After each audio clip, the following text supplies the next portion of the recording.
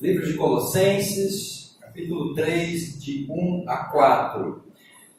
Já que vocês foram ressuscitados com Cristo, buscai as coisas de cima, onde Cristo está assentado à direita de Deus. Pensai nas coisas de cima e não nas coisas que são da terra. Pois morrestes, e a vossa vida está escondida com Cristo em Deus. Quando Cristo, que é a nossa vida, se manifestar, também vos manifestareis com Ele em glória. Queridos, eu quero hoje compartilhar, pensar com você sobre a necessidade de nós sermos renovados pela graça. A campanha de missões, ela tem como tema movidos pela graça.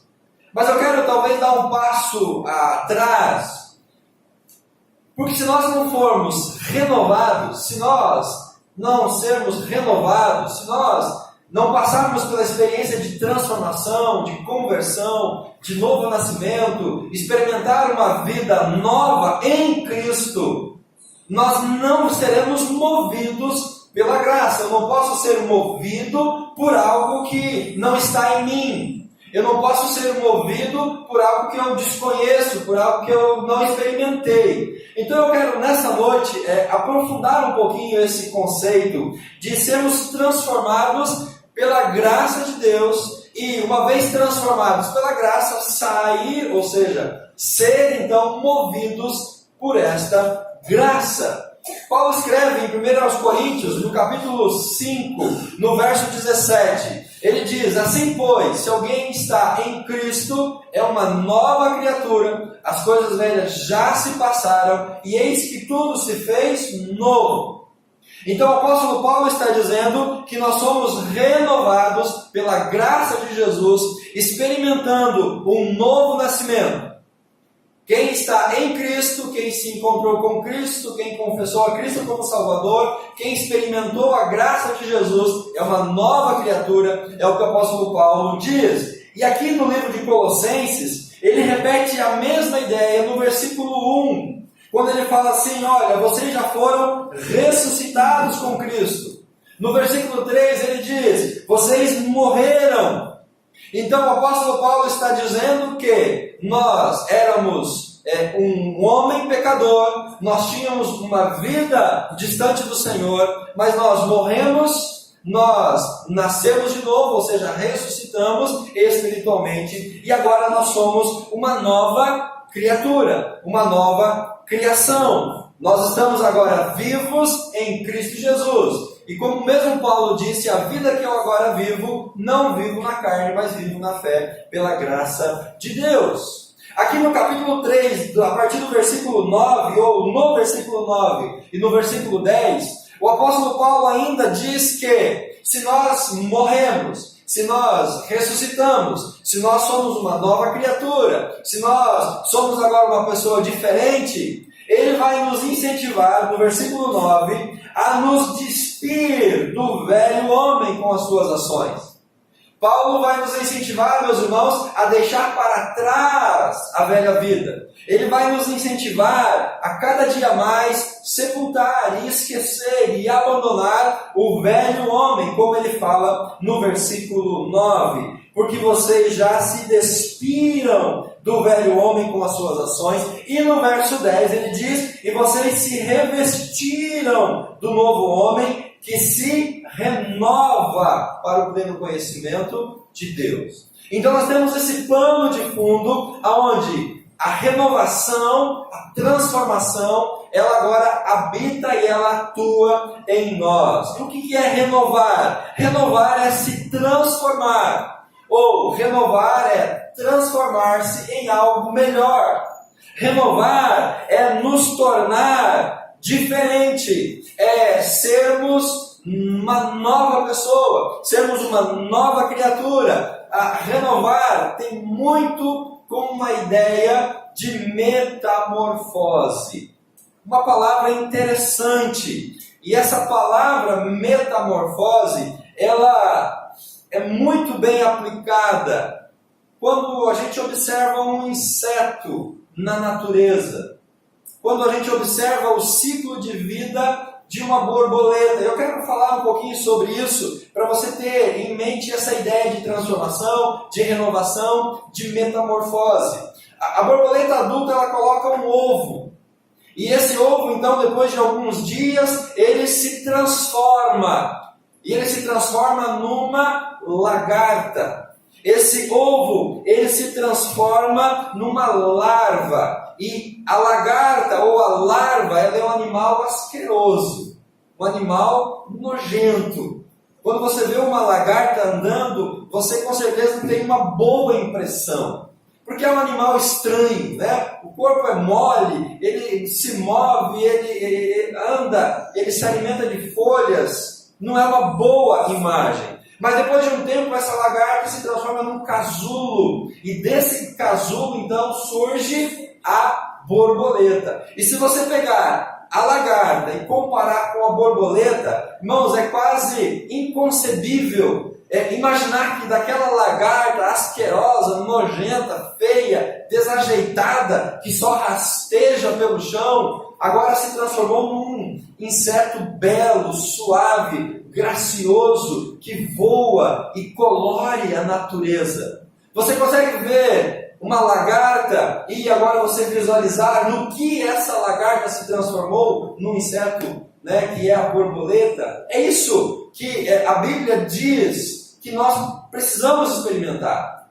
Porque o velho homem, com os pecados, com todas as suas manias, ele também é asqueroso. Ele não é muito belo por conta da sua condição de pecados. Mas se nós deixarmos Deus, pela sua graça, transformar a nossa vida, mudar o nosso ser, nós vamos nos tornar pessoas agradáveis aos olhos do Senhor. Isto é renovação, a graça de Deus nos tornando em algo melhor. É a graça de Deus transformando a nossa vida e nos elevando numa condição muito melhor. E diante disso, queridos, nós temos que lutar para remover o velho homem.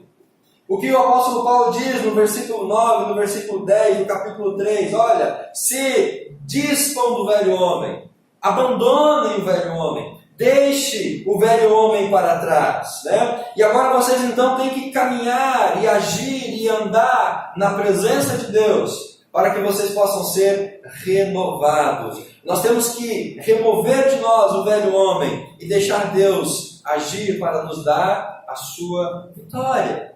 Isso é renovação pela graça. Isso é transformação pela graça. No texto ainda que nós depois vamos aprofundar, o apóstolo Paulo traz algumas ideias interessantes. Ele nos lembra que nós somos ressuscitados, como eu já disse no verso 1. Ele nos lembra que nós já morremos, como eu disse no verso 3. Então ele faz esse contraponto daquilo que a gente era e daquilo que nós somos hoje.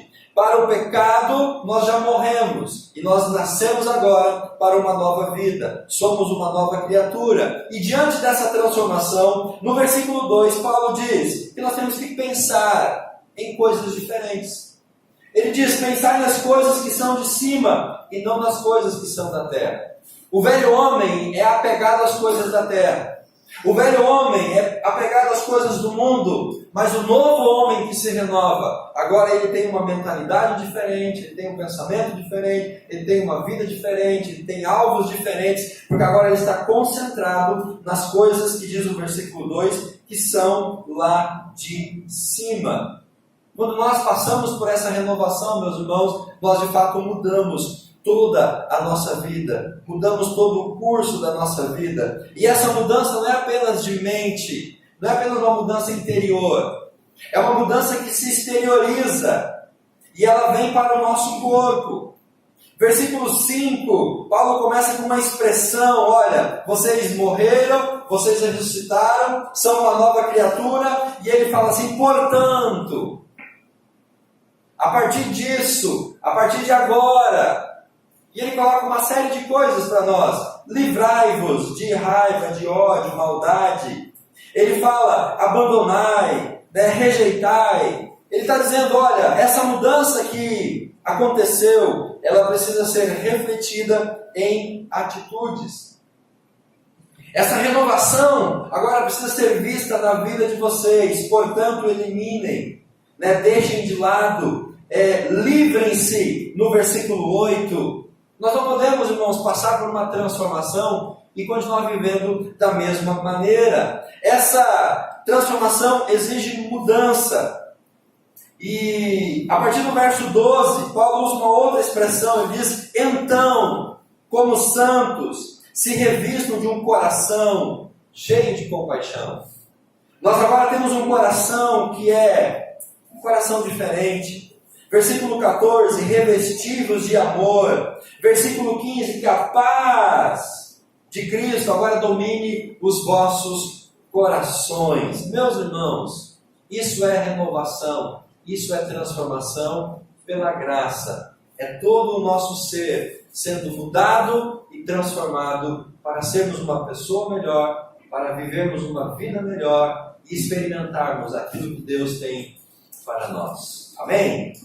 Eu quero compartilhar com você 3 resultados dessa transformação. E o primeiro deles é dizer que a transformação, que a graça que nos muda e que nos transforma, ela atua principalmente numa transformação de mente.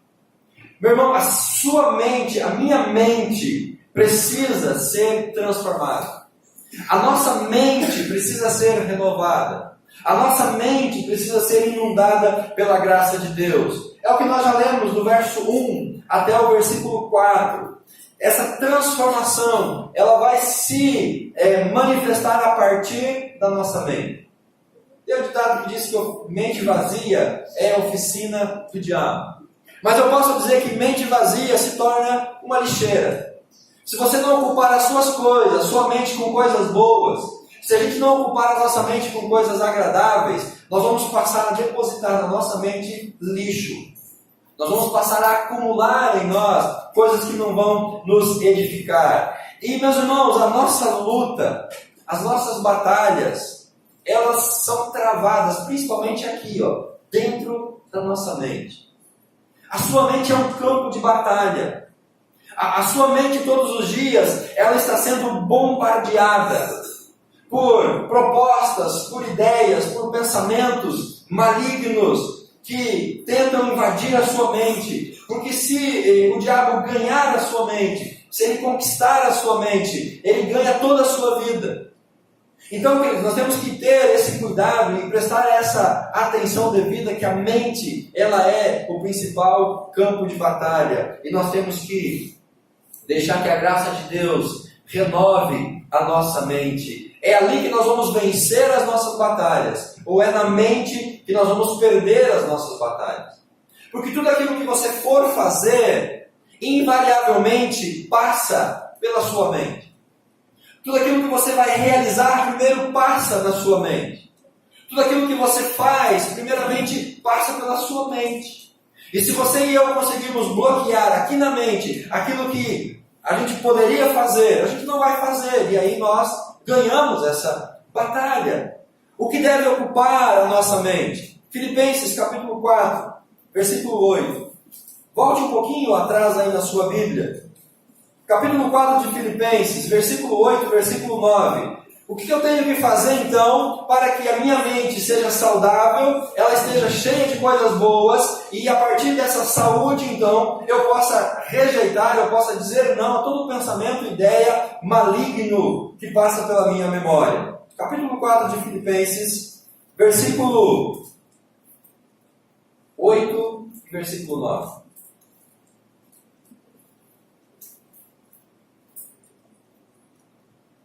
Mesmo Paulo diz: quanto ao mais, irmãos, preste atenção, tudo que é verdadeiro, tudo que é honesto, tudo que é justo, tudo que é puro, tudo que é amável, de boa fama, se há alguma virtude, se há algum louvor, nisso pensai.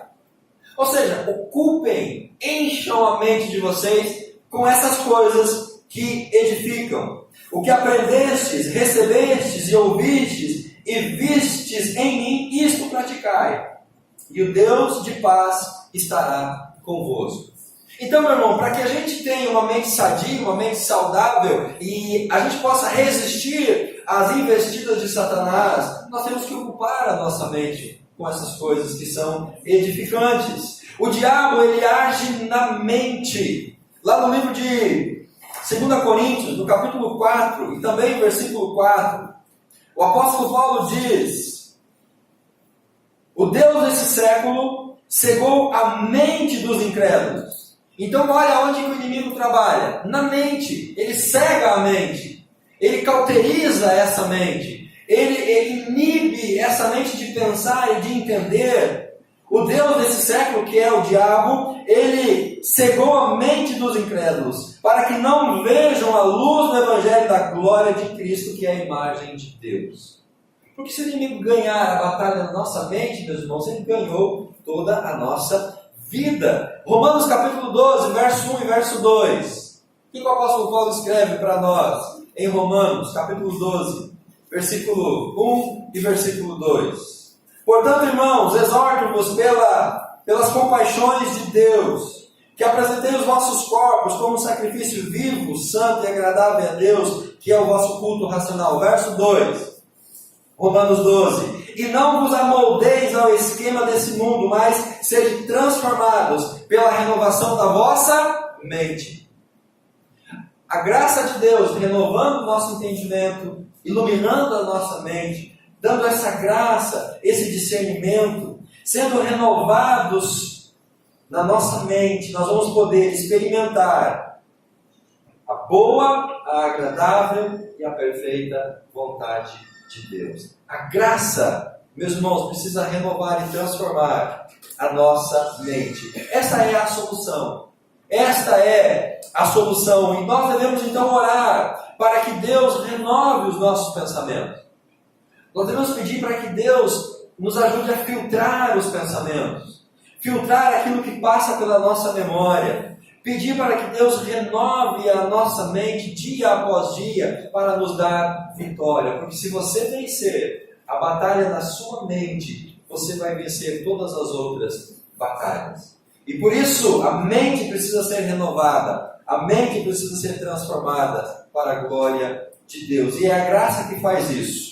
Segundo lugar, a partir do versículo 12 ao versículo 15, lá do texto de Colossenses, nós vemos um segundo benefício da graça transformadora. A mesma graça que transforma a nossa mente é a graça que também transforma o nosso coração. A graça que transforma a sua mente é a mesma graça que transforma o seu coração. Do verso 12 até o verso 15, o apóstolo Paulo fala sobre isso. Revestivos de um coração, versículo 12, cheio de compaixão, suportando, perdoando, verso 14, revestivos do amor, verso 15, a paz de Cristo, a qual também foste chamados, domine os vossos corações. Então o foco de Paulo aqui é o coração. A graça precisa transformar o nosso coração, porque o coração é o centro da nossa vida. É o centro da vida física, mas é também o centro da vida espiritual. Provérbios capítulo 4, verso 23, o salmista diz: de tudo que nós devemos guardar, ele diz, guardem os vossos corações, porque dele procedem as fontes de vida. Então, meus irmãos, o coração é o centro da nossa existência. E principalmente da nossa existência, da nossa vida espiritual. E é por isso que o coração precisa também ser transformado e renovado. Porque é de dentro do nosso coração que jorra a nossa vida. É do centro do nosso coração que brotam as nossas atitudes. Jesus disse isso lá em Mateus capítulo 15, versículo 17 ao versículo 19. Quando ele está discutindo com os líderes religiosos sobre aquilo que contamina o ser humano, sobre aquilo que contamina o homem. Os religiosos estavam censurando os discípulos de Jesus, porque estavam comendo sem lavar as mãos. E eles diziam então: olha, você está comendo sem lavar as mãos, você está se contaminando. E aí Jesus então, no capítulo 15 de Mateus, do 17 ao 19, Jesus ele trata desse assunto de uma maneira diferente. Ele fala assim: não compreendeis que tudo aquilo que entra pela boca desce para o estômago e depois é expelido? Mas o que sai da boca procede de onde, meus irmãos? Do coração. Então o coração é a fonte. O coração é o centro. Sai do coração. E Jesus acrescenta: é isso que torna o homem impuro. Jesus está dizendo: o que traz impureza para o ser humano não é o que ele come, o que ele deixa de comer, mas é aquilo que sai de dentro do seu interior, que sai do seu coração. E no verso 19 ele diz: porque do coração é que saem os maus pensamentos, os homicídios, adultérios, imoralidade sexual, furto, falso testemunho, calúnias. E Jesus acrescenta: são essas coisas que tornam o homem impuro. Então, meus irmãos, se o meu coração ele é contaminado pelo pecado, pela maldade, pelo ódio, pela inveja, pela raiva, se o meu coração é um depósito de lixo, não tem como eu exalar coisas boas. Não tem como eu compartilhar, exteriorizar coisas agradáveis, porque o centro está contaminado. E é por isso que a graça de Deus precisa mudar os nossos corações. O coração determina as nossas ações. O coração determina as ações. Homicídio, adultério, imoralidade, furto, são ações. Mas procedem da onde, segundo Jesus? De dentro do coração. Então é o coração quem determina as ações. E o coração reflete se Jesus está habitando nele ou não. É através disso que nós manifestamos se Jesus habita em nós ou não. E é por isso que Davi, quando ora no Salmo 51, versículo 10, depois de pecar, de adulterar com Betseba e contra Deus, Davi ele ora dizendo: Deus, transforma o meu coração, renova o meu coração, cria em mim, ó Deus, um coração puro. Essa é a oração de Davi. Ele queria que o seu coração fosse transformado pela graça de Deus, recebendo o perdão, para que ele pudesse então manifestar a graça de Deus. Irmãos, maquiar o exterior e ter um coração pecaminoso leva você para uma vida de destruição. Se o coração está contaminado, está sujo, está doente, não adianta a gente maquiar o exterior. A gente vai caminhar para a destruição. Marcos capítulo 7, versículo 6. Jesus condena os religiosos dizendo: vocês são hipócritas. Vocês são hipócritas. Vocês me honram com os lábios, mas o coração de vocês está longe de mim. Jesus diz assim: vocês me bajulam, vocês falam palavras bonitas, vocês falam palavras agradáveis, mas é tudo falsidade, é hipocrisia, é um teatro, vocês são falsos, porque o coração de vocês está contaminado, o coração de vocês está sujo. A graça, querido, precisa mudar o meu coração. E como está o seu coração? O que está habitando no seu coração? Ele precisa ser renovado, ele precisa ser transformado. O que está ocupando espaço no seu coração? Cristo precisa transformar esse coração para a glória de Deus.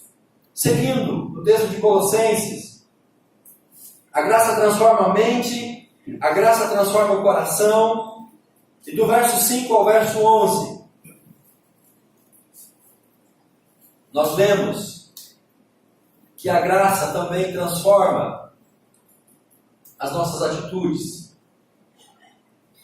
A graça de Deus opera na nossa mente, muda a nossa mente, fortalece a nossa mente. Essa mente trabalha em conexão com o coração, que também é transformado pela graça, também é renovado.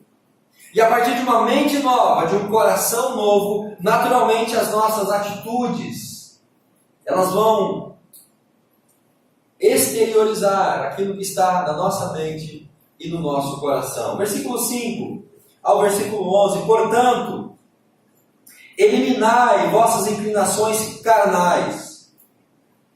Paulo é específico, coisas do corpo, da carne, prostituição, impureza, paixão, desejo mau, avareza. Versículo 8. Livrai-vos de tudo, raiva, ódio, maldade, difamação, palavras indecentes. Não mintais uns aos outros, porque vocês já se despiram do velho homem, e vocês se renovaram do novo homem. Não há grego, não há escravo, não há judeu. Agora nós somos um em Cristo Jesus. Meus irmãos, a graça precisa transformar as nossas atitudes. E as nossas atitudes, elas se dão através do nosso corpo. Então não tem como falar de uma vida transformada sem olhar com uma atenção especial para o nosso corpo. Porque segundo Paulo, em 1 Coríntios, capítulo 6, do versículo 19 ao versículo 20, Paulo fala que o nosso corpo, ele é templo do Espírito Santo. 1 Coríntios, capítulo 6, versículo 19, versículo 20. Ou não sabeis que o vosso corpo é santuário de Deus, ou do Espírito Santo, que habita em vós, o qual tendes da parte de Deus, e não sois de vós mesmos, porque vocês foram comprados por preço. Por isso, diz o apóstolo Paulo, glorificai ao Senhor no vosso corpo. A graça de Jesus, irmãos, precisa mudar isso aqui, essa matéria. A graça de Jesus precisa transformar as nossas ações.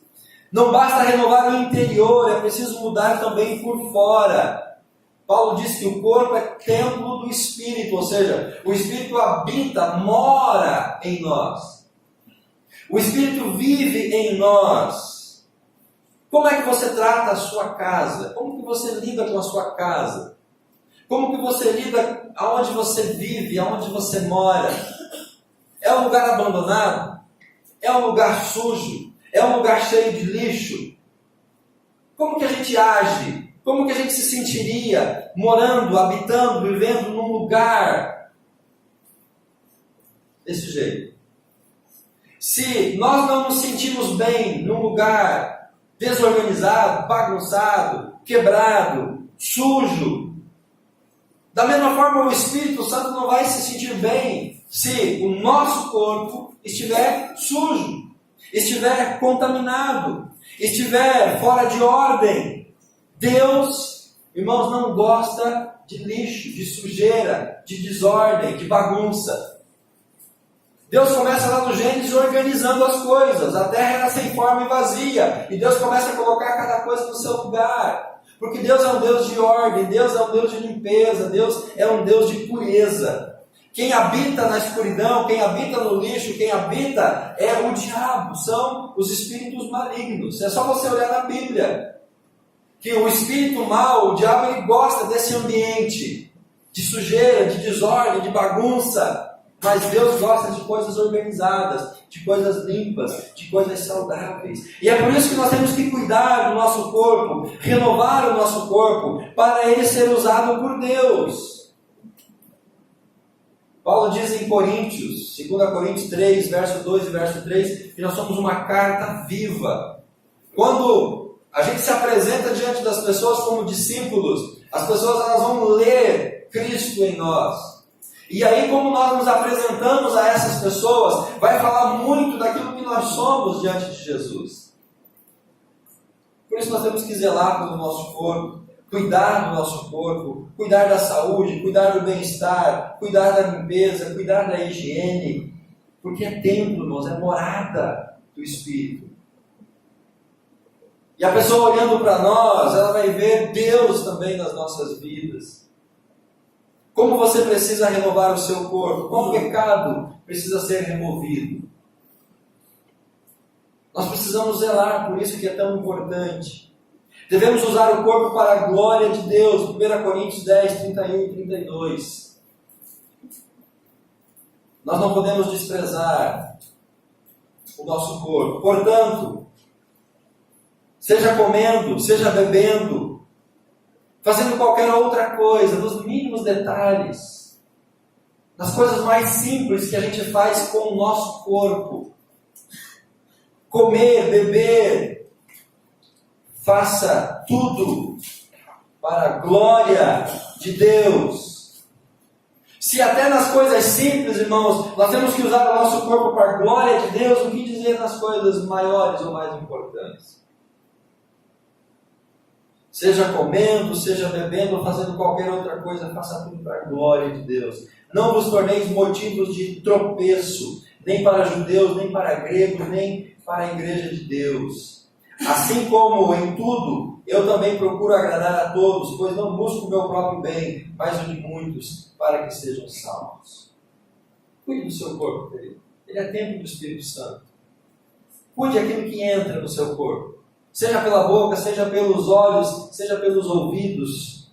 Filtre aquilo que você vai ouvir, filtre aquilo que você vai ver. Cuidado com aquilo que você vai ingerir, porque você pode estar matando.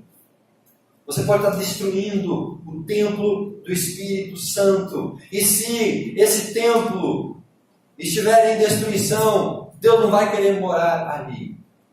Se eu não permitir que Deus limpe, que Deus mude, que Deus transforme o meu ser, o Espírito não vai morar ali.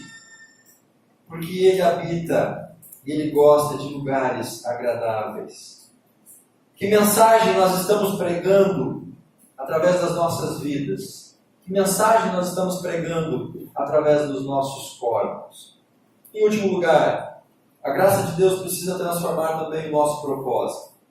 Versículo 16, versículo 17, o apóstolo Paulo em Colossenses diz: a palavra de Cristo habite ricamente em vós.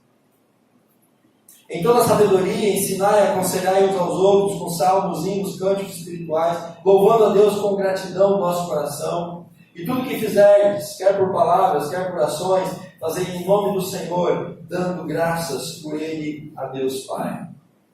Uma mente transformada, um coração transformado, um corpo transformado, vai poder agora cumprir um propósito de Deus.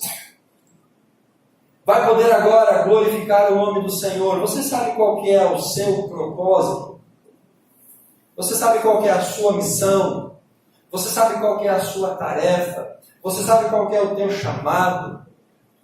Você já encontrou a razão para a sua vida? Deus quer te usar, mas Ele quer te usar para expandir o reino de Deus. E para isso nós temos que encontrar o nosso sentido de vida, o nosso propósito de vida. Nós não viemos para esse mundo apenas para sobreviver. Nós viemos com um propósito, com um chamado para poder glorificar a Deus. Jeremias 29:11, eu sei que tenho plano a vosso respeito, o profeta Jeremias está dizendo. Eu sei quais são os planos que eu tenho a vosso respeito, planos de paz, planos de prosperidade. Capítulo 29, versículo 11. Quando nós somos mudados, nós vivemos para cumprir o propósito de Deus. Nós não vivemos mais para nós mesmos. Quando a graça de Deus transformar a nossa vida, nós vamos entender que a nossa vida não é para mim mesmo, mas é uma vida que eu devo viver para a glória do Senhor. E é por isso que eu tenho que empregar tudo aquilo que eu tenho para esse propósito de vida que Ele tem para mim. Não desperdice a sua vida. Não desperdice tudo aquilo que você tem. Coloque isso diante do Senhor. A graça de Deus vai te transformar.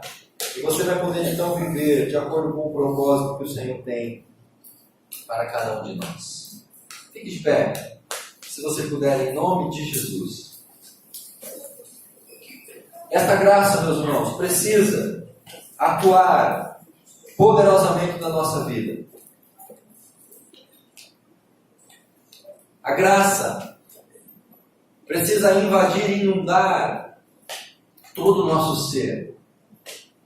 Mente, coração, corpo, atitudes, ações, comportamento, testemunho, propósito. É a partir da transformação da graça que nós encontramos o sentido para a nossa vida. É a partir da transformação da graça que nós encontramos o caminho para a nossa vida. É a partir da transformação da graça que nós nos encontramos conosco mesmos. E agora então a nossa vida passa a ter valor, a nossa vida passa a valer a pena, a nossa existência passa a se justificar, porque Deus tem um propósito, Deus tem um plano, Deus tem um projeto. Mas a graça precisa transformar completamente o nosso ser. A graça que renova a mente, a graça que renova o coração, a graça que renova o corpo. Essa graça que precisa estar sobre nós. Essa graça que nós precisamos experimentar. Porque experimentar a graça é sinônimo de ter uma mente transformada. Cuide da sua mente. Cuide dos seus pensamentos. Vigie os teus pensamentos. É ali que o inimigo ganha as batalhas na sua vida. Mas é ali também que ele vai perder as batalhas, se sua mente for renovada pela graça de Deus. Se você encher essa mente com aquilo que o apóstolo Paulo diz, o que é puro, justo, perfeito, agradável.